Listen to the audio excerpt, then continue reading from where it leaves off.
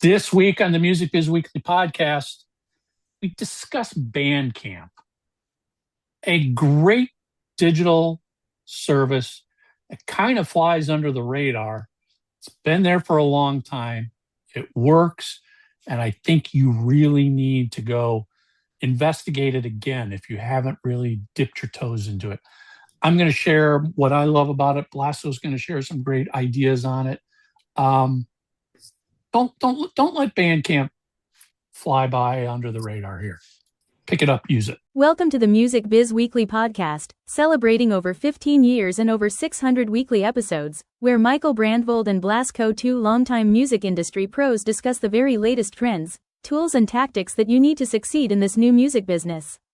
The Music Biz Weekly podcast has moved to a brand new YouTube channel. Please hit the subscribe button below so you don't miss future episodes. Visit www.musicbizweeklypodcast.com, subscribe on YouTube, follow and rate us on Spotify, subscribe and leave a review on iTunes. We appreciate your support. Hey, Music Biz Weekly podcast listeners, we're back. You got Mike, you got Blasko. Real quick shout out. Thank you to Bruce and Jeremy at Hypebot, as always, for all your support. And just a quick mention, thank you for all of the feedback and attention. Our last episode with Rudy Sarzo and his use of why he uses and how he uses AI. We got a ton of response to that. Lots of comments. It was funny, Blasko, before we hit the record button here, you were asking, he's like, what kind of comments do we get? And I'm like, well, we got the typical AI sucks comments. And I'm like, okay, great. Don't extrapolate anymore. Why does it suck? They don't know why. They're just hating for the sake of hating. But I felt like there was more people being positive about it than I expected, which was nice. Maybe, knock on wood, this AI hate them in the moment right now. Are we getting past that maybe a little bit? Because AI is just becoming so deeply ingrained into everything we do every day to the point we don't even know you're using it. I mean, it could be. And I also noticed a couple people were like, well, yeah, I can tell it's AI every time I look at it. I'm like, okay, that's because you're playing with the shiny new whistle of creating graphics. And that's a small part of what AI does. Could you, with your own ear, if you heard a music track, could you tell it was AI? If you heard a lyric, just the words, could you tell somebody singing those lyrics were AI? My take is no, you couldn't. Yeah. Most people couldn't. No, I think the graphics thing, it's generally pretty obvious. Sure, it is. Yeah. But was AI used to code an app that you use? You'll never know. You'll never know. I just saw that some urban artist admitted that he used Suno for a lot of the production and stuff on his album. If he didn't tell you, would you know? No, you wouldn't. And stuff. So I think a lot of use cases for AI. I know for a fact, like press releases are written using it, and a lot of times that can be pretty obvious, but it's getting harder to catch a lot of that stuff. So, but yes, there are things in the lazy usage that become pretty clearly obvious on its face, but underneath there's a lot of stuff that's happening. And if you know what you're doing, you can remove any sort of obvious flags and detectors. I think you nailed it with lazy usage. Yeah. So you're right. Lazy usage is somebody who doesn't have an inherent skill to begin with in whatever they're doing. Mm-hmm. If you're not a graphic designer and you're using AI to create graphics, you're going to get the same thing as everybody else because you don't know what you want to get. You don't know how to express what you want. You don't know what you could do. I mean, just as Rudy talked about, listen, any average user goes into Suno and says, write a song to sing happy birthday to my cat. Click, click, prompt, prompt. There it is. Well, that's not what he or you as a musician do. You go in there and you have a clear, visual path of what you want to create, and you're refining and redoing. It's not a one click, create a new song and you're done. It's multiple clicks, multiple prompts, multiple revisions over days, weeks, months to get your final result. And that's kind of no different as Rudy said. I'm the producer, I'm the mixer, I'm mastering, I'm directing the musicians. That's not a lazy user. And you get quality results when you approach it that way.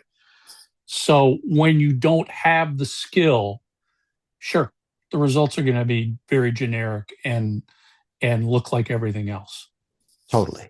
And it doesn't matter whether you're using AI. I mean, you could be using Photoshop and it's the same result. I'm just going to use the same built-in filter, add a neon glow. Great. I can tell a Photoshop amateur the first time you see their image. You're like, oh, yeah, you found the filters, didn't you? Yeah. Yeah. You found the 3D plugin. You found the filter plugin. I mean, right. and the same thing goes for music. Not that I've ever produced music, but I'm sure you could attest to this. An amateur all of a sudden discovers, oh my God, look what I could do in GarageBand. Boom, boom, boom. And they feel like now they're at the same level as a musician. You're like, no. But maybe this will give you the incentive to actually go out and learn more and educate more and practice more and get to that point, because technology's there, has been there for decades in music production. That's right. For sure. So anyway, yeah, the response was great. I would encourage anybody who hasn't listened yet to Rudy Sarzo's interview, please do. It was a really good take on how he, as a professional musician with many decades of clear experience and success. I mean, he's not somebody who's just got out of, Musicians Institute of Technology or whatever, He's been doing this for a long time, and he's played with so many name musicians. He goes into why he uses it and how he uses it. And I think he would have a hard time arguing against the case he was making. So this week, Blasko, I wanted to throw out a company that has it's been around for a long time, flies quietly under the radar, does what they say they do, and just works. Bandcamp. Bandcamp's been around since 2008. And listen, I mean, if you're serious about the business, maybe you're not using it, but I hope you're at least familiar with what they do. I didn't use Bandcamp for many years, although spot usage here and there when I'd have a client that want to do it. But in the last, 3 to 6 months, I really dived in deep and heavy for the record label. I do some work with BraveWords Records, where we were putting up all of our releases there. We were even cutting deals to acquire old back catalogs from artists just for Bandcamp. Not any interest in putting them up on Spotify or Apple Music, just Bandcamp. And, and I can tell everybody, our main incentive was Bandcamp pays. They do. And they pay right away. Anybody who's had experience of working with a distributor or a record label, oh my God, it could be 60 days, 90 days before you get a statement. How many days after that before a check is cut? And they're all masters about delaying. So you could release an album in January and you may not get your first payment from other digital services for 6 months, 9 months. It's realistic. Bandcamp, somebody buys it today, the money's into your account tomorrow. That's it. Plain and simple. And I mean in your account, into your PayPal account, not into an account that you then have to transfer it, go straight in. So that was a big incentive of like, dude, in this day and age where it's tough to make money as a musician, you want to find the services that can pay you quickly on your own sales. But I've also come to learn there's a huge community of fans out there supporting Bandcamp, really devoted to it. And they love it because they know the money goes directly into whether it's the band or the label representing the band. It goes into them right away. But they also like the fact that you can get high-res audio downloads. I mean, there's been all sorts of stories over the last year, 2 years about when Spotify was going to do high def audio, Apple Music, all these other players were making a big deal of it. Listen, from day one, Bandcamp has offered the ability for the fan to download their music in MP3, FLAC, AIF, WAV files, and if you upload as the creator a 24-bit audio WAV file, well, that's a high definition, high res audio download. Most, correct me if I'm wrong, but I think most CDs are only 16-bit. If you rip a CD, you're getting a 16-bit WAV file. That's not bad, but that's not 24-bit high definition audio. Yep. Bandcamp's always offered that, and at no additional fee. It's not like you've got to pay an upgraded subscription fee, pay additional money to get the high. Nope. It's, you want to download an album for $9.99, you get to pick what format you want to download it in. You get unlimited streams through the Bandcamp web, their app, so you can stream all you want.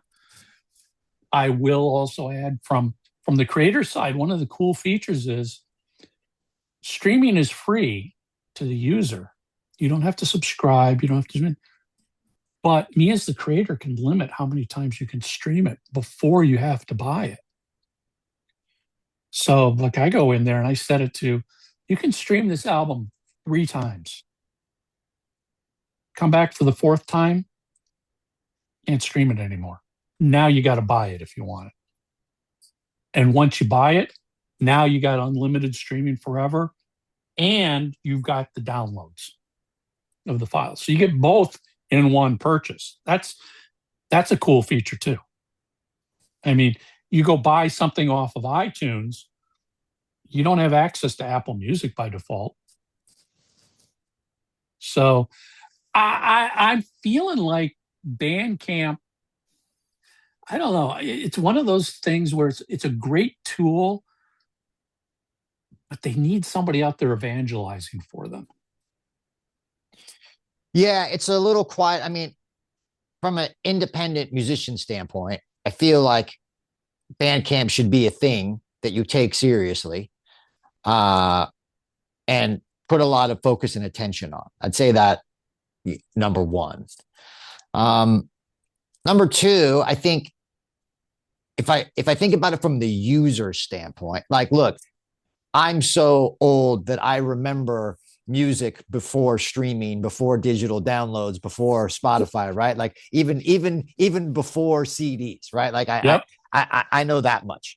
And we used to have our parents drop us off at the record store, Rhino Records in Westwood, and we would spend hours in there just shuffling through Yep. all Walking through the vinyl. the vinyl stacks, and Rhino was unique in that in the back corner they had a turntable. So if there's something that you'd pull up and you could go back and put it on and give it a listen, right? Almost like what you're talking about, whereas like you can check it out a couple of times on streaming, right? Like you can free stream it.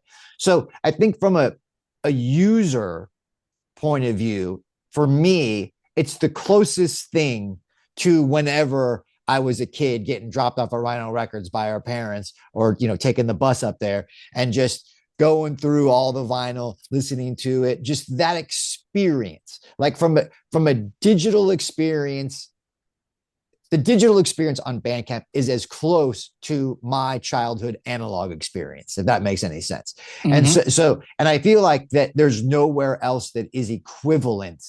Like being on Spotify and going through stuff, it doesn't have the same experience that finding and experiencing and discovering music on Bandcamp is. Its own experience that's really cool. So, that's my thing. And then I think my other thing to want to mention about Bandcamp is that my use of it from a band standpoint is, and this is pretty unique. I don't know who else has done this, and maybe no one's done it because it's a terrible idea, but I thought it was pretty cool. Like I was in a cover band for many years, and we didn't release music for quite a while. And because we were a cover band, right? So the songs are somebody else's, but we would play live a lot. And so therefore there would be a lot of YouTube videos there would be a lot of videos of us playing live on YouTube. That's what I mean to say.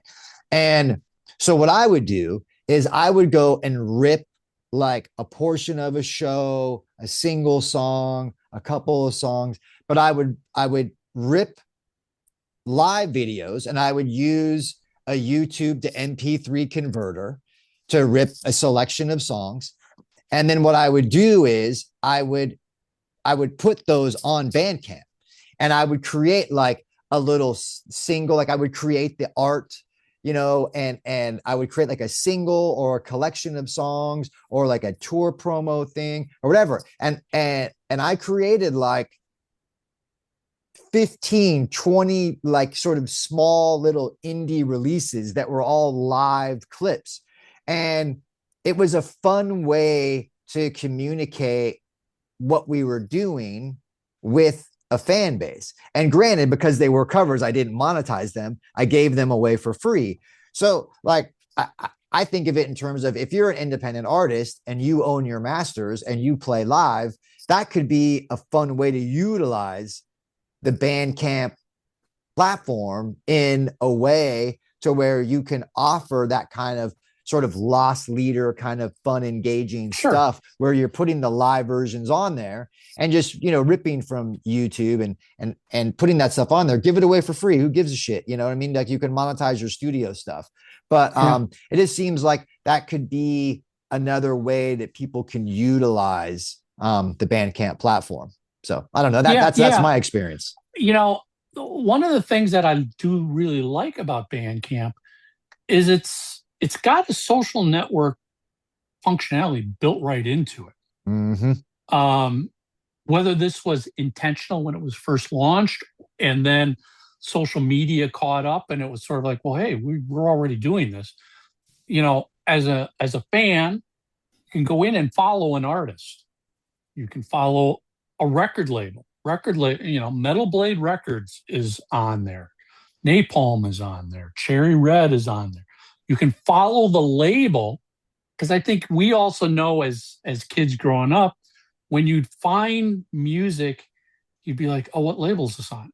Oh, and then the label releases another band, and you're like, never heard of this band, but I trust the label, so I'm going to check it out because of the label.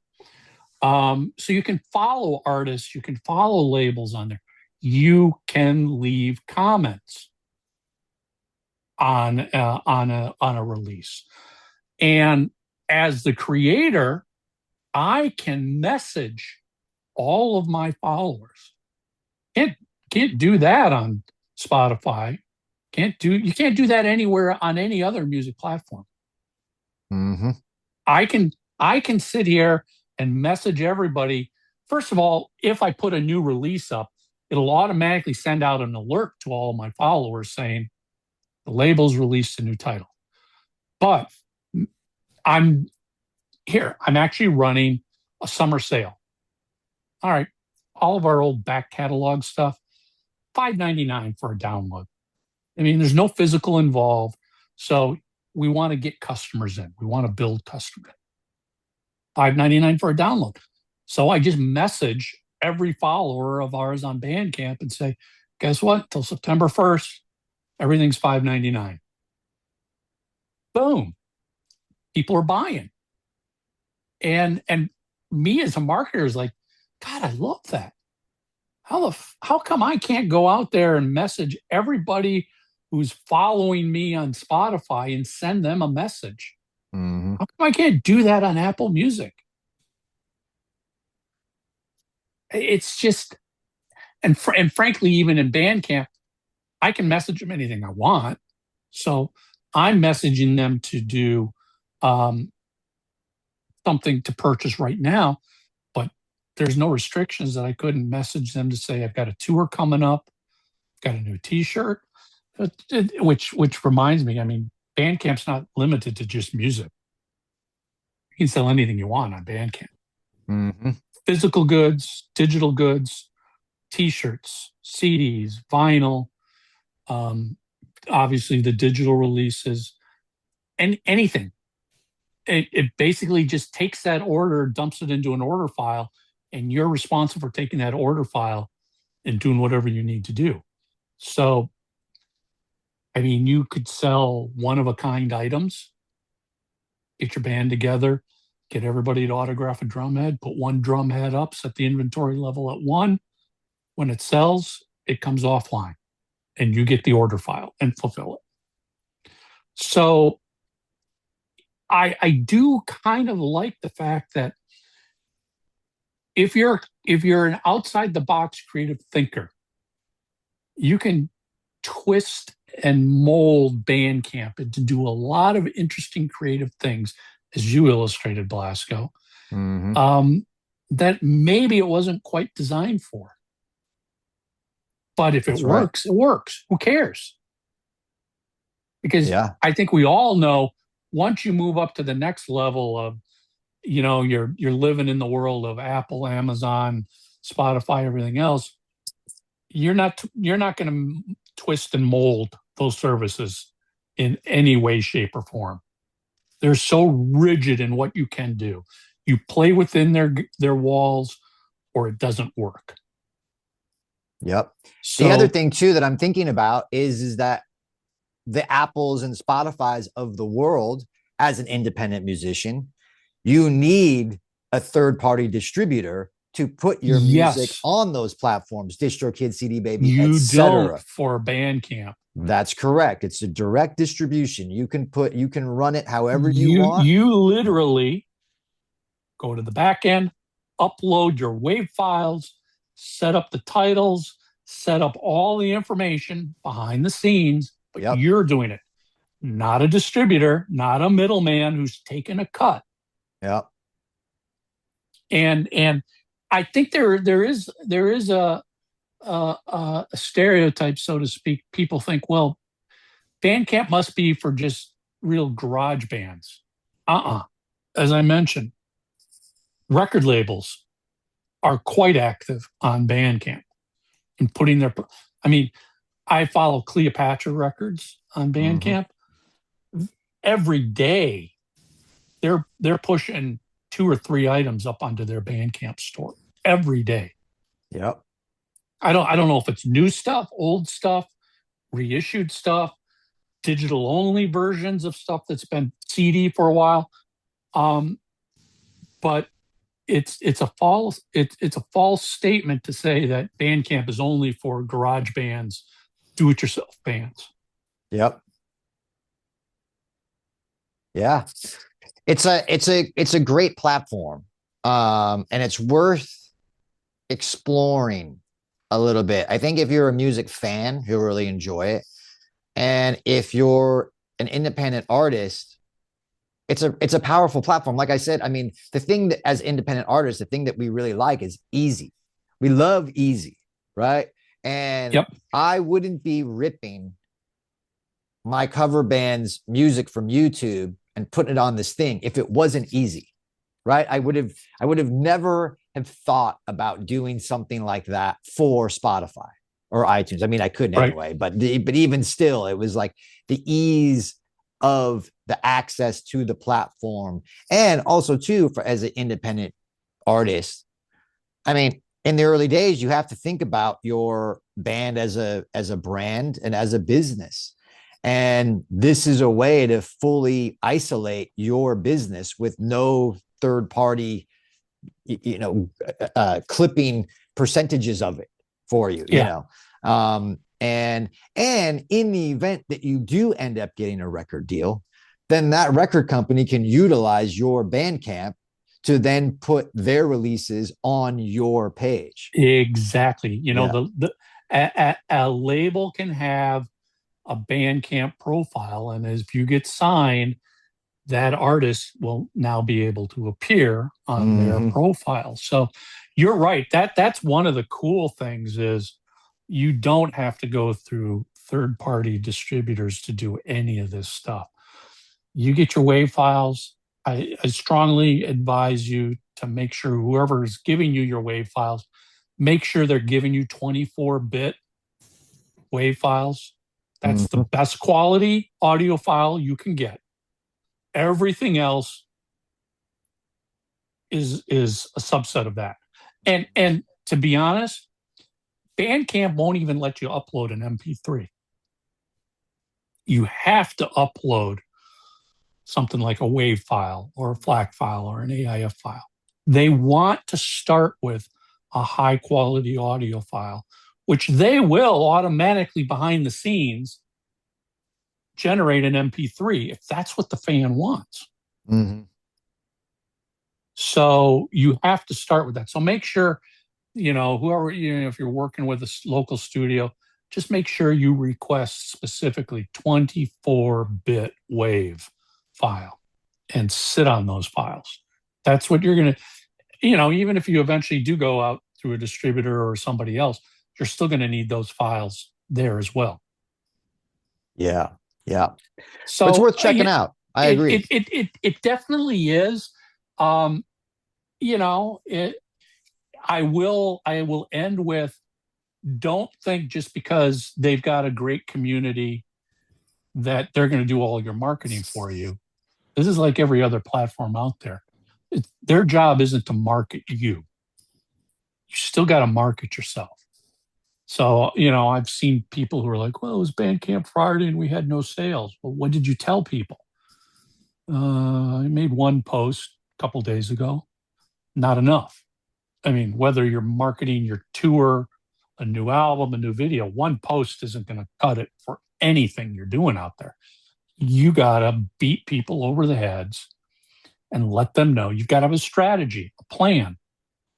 And if you do, you can see some significant results out of that. And like I said, at the end of the day, there's nothing cooler than the Bandcamp app on my iPhone.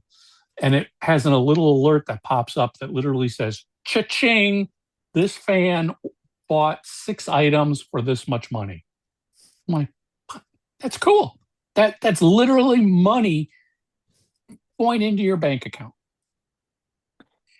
The other thing I'll add on the way out too is that there is the user on Bandcamp is a completely kind of different kind of user.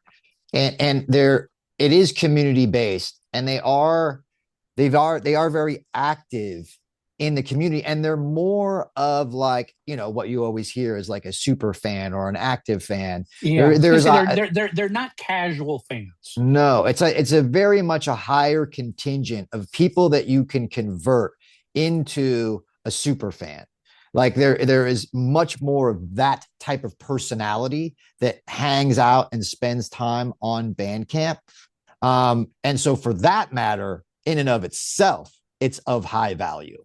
Yeah. I think. And so that's another thing to consider is get in there, kind of really access the community usership on the platform, and really see if you can't start to build some connections with people that you can convert over into super fandom. And I really honestly believe there's a higher probability of that happening in the early days as an independent musician on Bandcamp. I completely agree. I can tell you from the label side of things, we will see one fan come in, brand new fan, and purchase one artist. But I can go in there, and this is what's, again, really cool. I can go in there and look at the purchase history of any fan. And I can go in there and go, oh, wow, they started buying Paul Di'Anno's Warhorse, but now they've bought something from Jack Starr, they bought Crimson Glory, they bought Alcatraz. They're moving up that pyramid, that fan pyramid. I think a Bandcamp fan is probably mid-level on that pyramid. You know, the base is your average casual fan who just cares about the latest single that sounds cool. And the top is your most ultimate diehard. I think a Bandcamp fan is somewhere right in the middle, and they will move up. They will, you know, we're seeing that, making multiple purchases, coming back. It's and listen, Bandcamp gives you a lot of, spend a little time if you're going to use this. Look at their back end, their tools. You can easily create discount percentage off codes. You can create free download codes, you know, pass out, you know, at a show. You could make cards with a QR code or something that, or just a code on there. You know, here's a code, 1,000 codes, free download of our album. It's got some pretty, I would say, robust features when you compare it to the other digital services that are out there. You know, I would agree. Not that you want to, there's no reason to do a percentage off on something like a Spotify, but boy, Amazon Music, Apple, iTunes, wouldn't it be great if you could just wake up one morning and say, hey, I'd like to create a code to give this album a 50% off discount for the next weekend. I don't know about you, but I don't know how you would do that. Yeah. And you can do it yourself. You can do it. You can do it yourself in about 30 seconds in the back end of Bandcamp. Yeah. That's and right. You can see how many codes are used. It's got some pretty robust features. I mean, I think every independent label should definitely be using it. I think every artist needs to be dipping their toes in it and seeing what you can do with it. Because again, at the end of the day, it's a pretty cool feeling to see that pop-up alert go, yeah, you just sold $50. What? And that money shows up in your PayPal account right away. Mm-hmm. You're not getting that sort of instant satisfaction out of any of the other DSPs out there. No, once again, because it's routed through a third-party distributor. And so they have to wait to get paid before they can pay you. And then they only pay you on a monthly/quarterly basis or whatever. So yeah, you're not getting that immediate return. Yeah. Yeah. I mean, that immediate return, I like it as a marketing person because it tells me if something's working. Mm-hmm. I can immediately tell, you know, I think I mentioned to you, we pushed Bandcamp Friday this past Friday for BraveWords Records. And in one day, we had our biggest sales day in the last 60 days. All right. I know what we did worked. And I can also see that the next day sales tapered off. Why? Because it's not Bandcamp Friday anymore. Right. I mean, my job is to get these people to re-engage now for future and additional purchases. But look, you know, Bandcamp is doing a Bandcamp Friday. I think it's the first Friday of every month for the rest of this year. And again, if you're not aware, what that means is Bandcamp doesn't take their percentage cut of the sale. Other than the processing fee that just has to happen to process a credit card, everything else goes straight to you. That's nice. Yep. You know, if you're a new artist, struggling artist, trying to make any money, you do what you can to make bucks. Mm-hmm. And I will go the other extreme. If you've got an established fan base and sales history and touring, man, imagine what you might be able to do sales-wise on Bandcamp compared to what you could do elsewhere. Mm-hmm. And you can put ISRC codes in and everything else, so the sales are tracked. That's right. So, you know, if you're somebody who's all about, are these sales going to get counted for Billboard? Well, yeah, they will. That's important to you in these days. Yeah. Yeah. So, yeah, go check out Bandcamp. Or if you've set up and you haven't really done much with it, go back and take a look at it. Doesn't take a lot of work. It's really easy to use. A lot of cool features built into it. It's pretty powerful. Yeah, I agree. You got to get on it. If you're an independent musician and you're not on Bandcamp, you're missing out. Yep. Yeah. So, you know, I'd throw a question out. You know, who's listening? Are you using Bandcamp? What's your response been? Do you like it? Does it not work for you? Sort of like Blasko, have you found any tricks or interesting ways you're using it? I actually love, the one thing I do love, they have a built-in listening party feature. So I researched this by checking out another band, and then I've done a couple of my own. But like 2 days before your album is released, you create a listening party. And for that listening party, fans come in. It's got a simple text-based chat where fans can chat amongst themselves. Band members can join and talk to the fans. And for the duration of the party, what happens is the album starts playing, and it plays through the entire album until the end of the album, and it's done, i.e. a listening party. But the whole point is, hey, 2 days before the album drops, you can come on our Bandcamp page and listen to the album before it's released. Oh, and while you're here, hit that pre-order button and make a purchase if you really like it. This is all functionality that's built in. You don't have to be a programmer. You don't have to be a developer. You don't have to do anything other than share the URL and tell your fans to come do this. I mean, again, I look at that and go, it's so stupid, simple, it works. Why can't I have a streaming party on Spotify? Why can't I have a streaming party on Apple Music?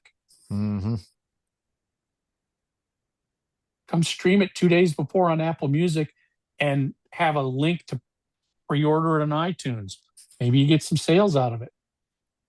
I don't know. I mean, just it's simple to me. That's why I really like it.